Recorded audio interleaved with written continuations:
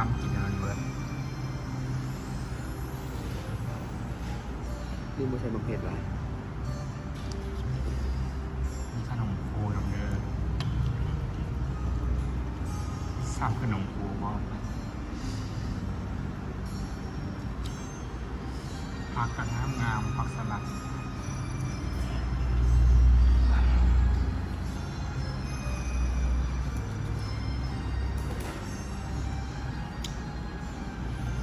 นานเริ่มเผ็ดแล้วปากเริ่มโป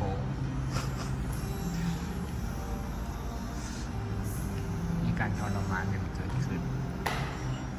ทรมานตนเองแล้วเหมือนทรมาน จะบอกว่ากินเบิร์ดสิเด้ จริงมัดแล้ว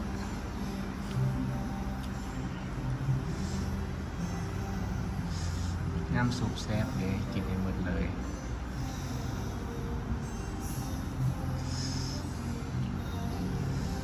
น้ำแดงก็ยังแซ่บเก่า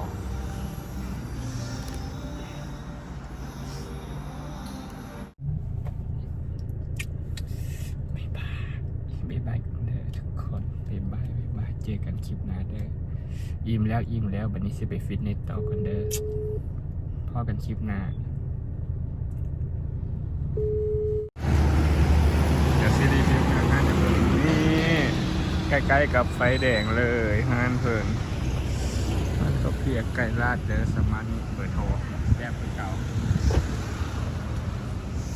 กะออนไลน์มานี่อ่านเพิ่นโกนข้ามกันกับหอประชุมแห่งชาติเด้อ